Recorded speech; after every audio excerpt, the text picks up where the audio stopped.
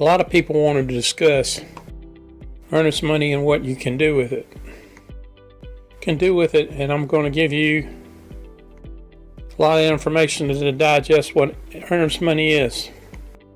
I've done a lot of research as a CPA and for 30 years, and as a realtor to help you understand in what earnest money explained.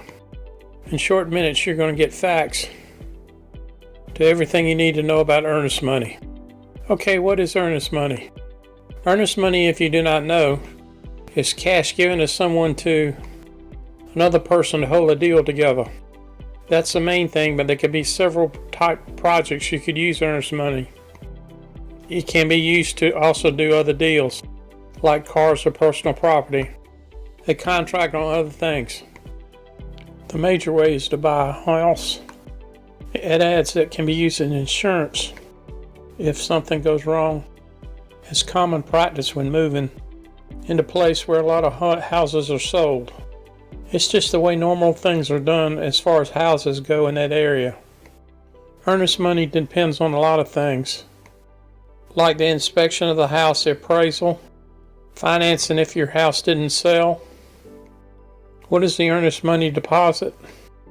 It is the actual money of changing hands. Earnest money deposit is normally 2% of the contract.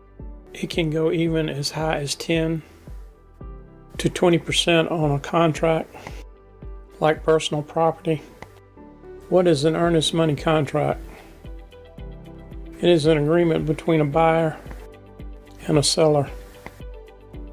It is where it should be put into writing in an exchange, where someone puts a good faith deposit together. You got a buyer promising to a seller to buy something with earnest money.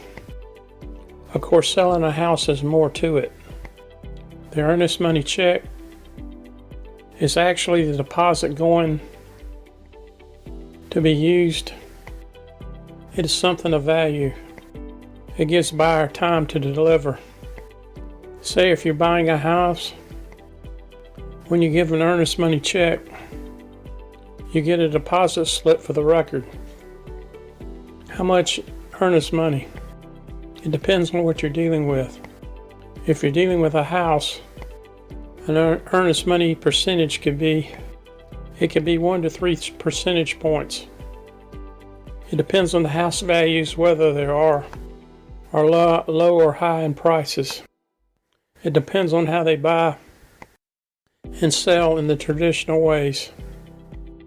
It could be more if you're at bad risk. It could be more if you're selling a car or personal assets. Can you get earnest money back? You could get your earnest money back, and if you were buying a house and did not get the loan approved. If you did something wrong, not in the normal way of business, the seller could keep the money. The earnest money can be refundable or non-refundable. Refundable if the owner terminates the contract if the buyer decides to walk during the sale. If it's time to close and buyers do not have a good reason. When is earnest money due? It happens when the sales contract or an agreement is signed. If it is real estate, it can be with an offer. What is earnest money in real estate? Again, it isn't a faith promise to buy.